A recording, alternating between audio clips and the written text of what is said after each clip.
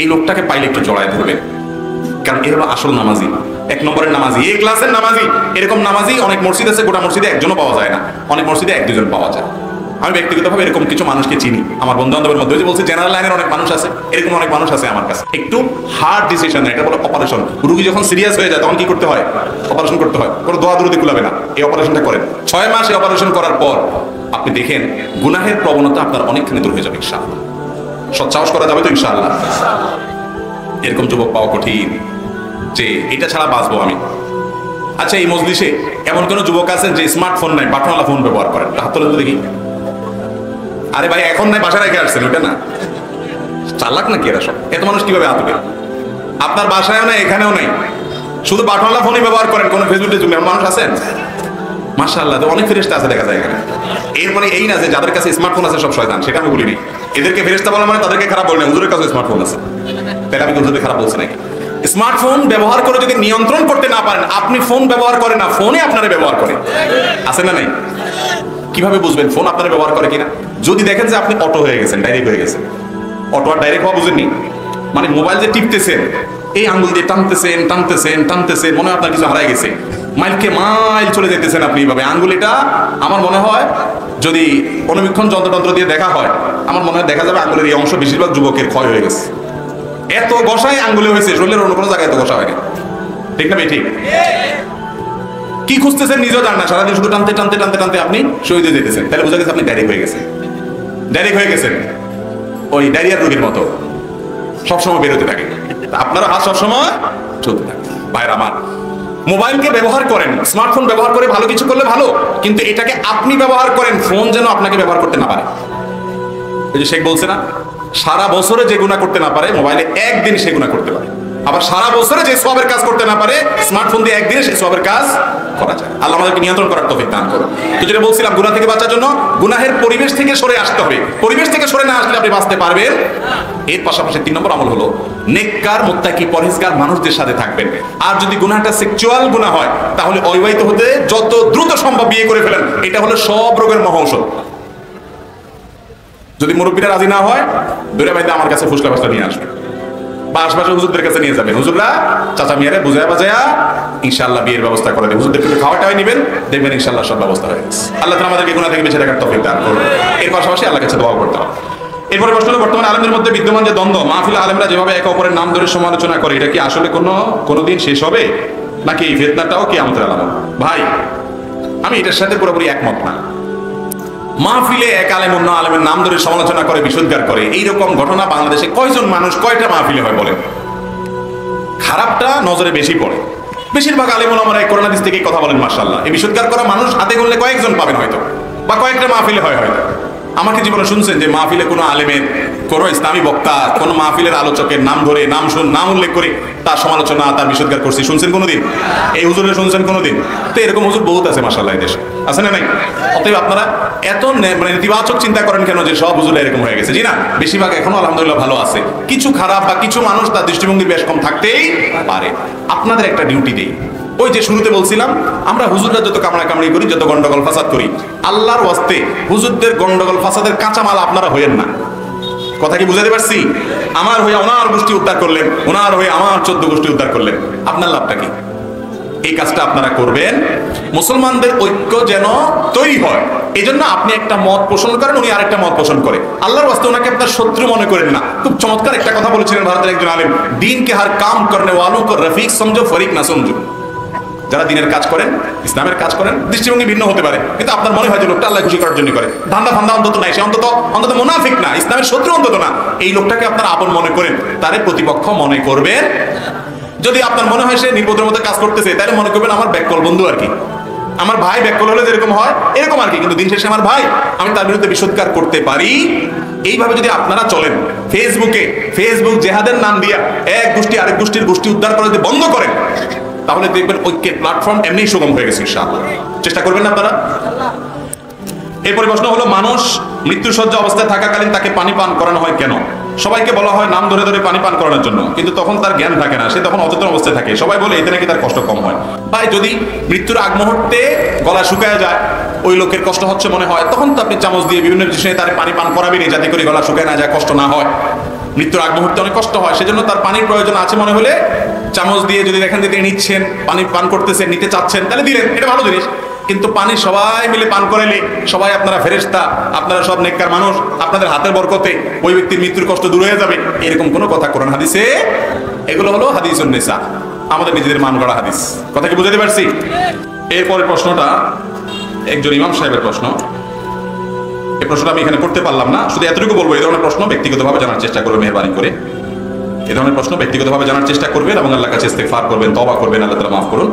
এরপরে প্রশ্ন, মহিলারা দিনী কাজ কিভাবে সক্রিয়ভাবে অংশগ্রহণ করবে, বিষয়ে রাসূল সাল্লাল্লাহু আলাইহি ওয়াসাল্লাম নির্দেশ নাকি? মহিলারা দিনী কাজ করবেন মহিলা সুলভ যে সকল বিধিনিষেধ আছে সেগুলো ঠিক রেখে পর্দার মধ্যে থেকে তারা দিনের দাওয়াতি কাজ করবেন। অনেক মহিলা আছে দাওয়াতি কাজ করার জন্য ঘর থেকে বের হয়ে যায়, স্বামীর কথাও শোনে না, বাপের কথাও শোনে না, এক জেলা থেকে আরেক জেলা চলে যায় মাহরাম ছাড়া, আছে না নাই? এগুলা জায়েজ নাই।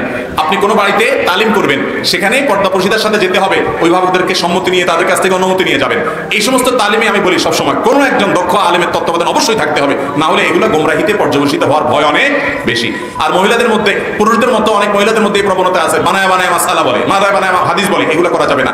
যা জানবেন সেটা বলবেন, বিশেষ করে লাগামহীন হবেন না। অনেক মহিলা বলে আমার অসুখ হলে স্বামী যদি আমাকে বাইরে যে চিকিৎসা করতে না দেয়, আমি কি তার কথা শুনে বসে থাকবো? তাহলে আমার দিনের ক্ষেত্রে আমার স্বামী যদি যেতে বাধা দেয়, আমি কেন যাবে না? আপনার দিন পালনে বাধা দিলে আপনার স্বামীর সরকারতা মানা যাবে না, কিন্তু দাওয়াতি কাজ আপনার জন্য ফরজ আইন না যে বাইরে যা দাওয়াতি কাজ করতে হবে, সেজন্য স্বামীর অবাধ্য হবেন। খবরদার, এটা নফসের পূজা হবে, প্রবৃত্তির পূজা হবে। অনেক মহিলা আছে যে বাইরে একটু ঘুরতে ভালোই লাগে, বাসা তার কত থাকে, তো দিনের নামে তালিমে না, বাইরে টং টং টং টং করে ঘুরে বেড়ায়, এগুলো উচিত না। যদি দরকার হয় দাওয়াতি কাজ, অবশ্যই দাওয়াতি কাজ করবেন, তালিমে যাবেন, কিন্তু শরীয়তের এইসব বিষয়গুলো মেনটেন করে সেখানে যেন পর্দার সাথে থাকতে পারেন, কোনো ফিতনা না হয়, পথে যেন কোনো অসুবিধা না হয়, স্বামী সংসার সন্তান কোনো অসুবিধা যেন না হয়। এরপরে প্রশ্ন হলো, এত ওয়াজ মাহফিল হওয়া সত্ত্বেও সমাজ থেকে অন্যায় অশ্লীলতা দূর হচ্ছে না কেন? প্রথম কথা হলো, মানুষের মানবীয় প্রকৃতির মধ্যে আল্লাহ তাআলা দিয়ে দিয়েছেন খারাপের দিকে টান মানুষের বেশি। আল্লাহ বলেছেন ইন্নান নাফসা লাআম্মারাতুন, বিশ্ব ইউসুফ আলাইহিস সালামের বক্তব্য আল্লাহ কোট করেছেন যে মানুষের প্রবৃত্তি খারাপের দিকে টানে বেশি। এরপরেও সেই খারাপ প্রবণতাকে আবার আরো খারাপ করার জন্য নানামুখী মিডিয়া, নানামুখী আয়োজন, গোটা দুনিয়া ইবলিসীয় সভ্যতা, দাজ্জালিয়া দুনিয়াতে সেগুলো তো আছেই।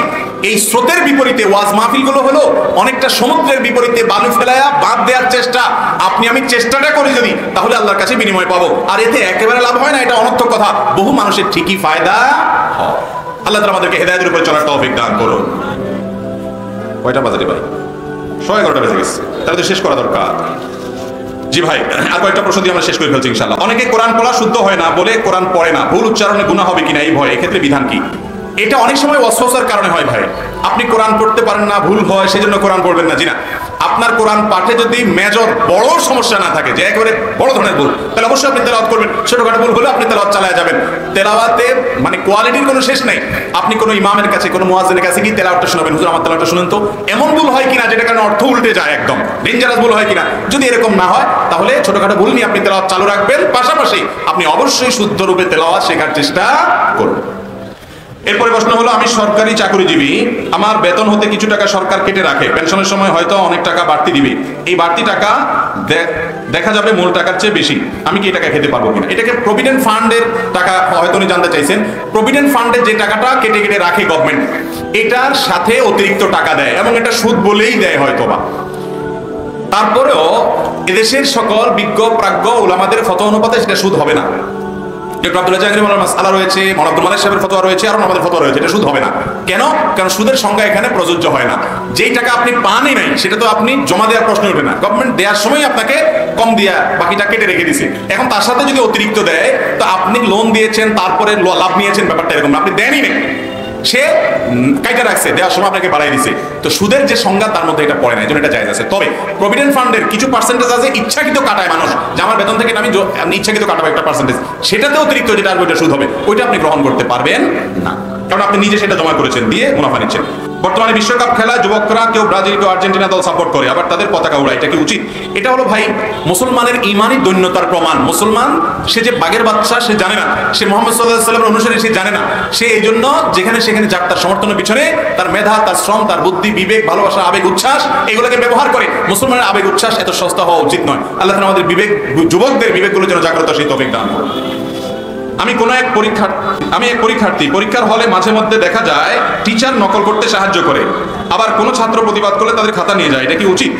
ভাইরা আমার, এটা খুব দুঃখজনক কথা যে আমাদের এই দেশে অনেক টিচাররা ছাত্রদের নকল সরবরাহ করে, বলে দেয় নিজের স্কুলের সুনাম বৃদ্ধি করার জন্য, আবার ছেলেদেরকে বলে দেয়, মেয়েদেরকে বলে দেয় তোমরা একজন আরেকজনকে হেল্প করবা। কিন্তু বলে কি বলে না? এই দেশে নীতি আদর্শ যে ধ্বংস হয়ে গেছে, এ ধ্বংস হয়ে গেছে কেন? যেখান থেকে মানুষ শিখবে সেই জায়গাগুলো কি হয়ে গেছে? নষ্ট হয়ে গেছে। আমরা ছোটবেলা যে স্কুলে পড়েছি, আপনারা যারা পড়েছেন একটু কল্পনা করেন তো, যারা সিনিয়র আছেন 40-এর উপরে যাদের বয়স হয়ে গেছে, তারা ছোটবেলা যে স্কুলে পড়েছেন, আপনাদের স্কুলে যে মাস্টার সাহেবরা ছিলেন একটু কল্পনা করেন তো, তাদের স্মৃতিটা আপনার স্মৃতিতে ভেসে আসুক। তারা জীবনে আপনাকে এই কুকাম করার জন্য বলবে, এরকম মানুষ তখন খুব একটা ছিল না। তারা সততার কথা বলতেন, তারা বাড়িতে বাড়িতে গিয়ে পাহারা দিতেন ছেলে পড়তেছে কিনা, স্কুলে না আসলে ধরে নিয়ে আসতেন, ওরে পিটায় পিটায় পড়াইতেন, আদর করে পড়াইতেন।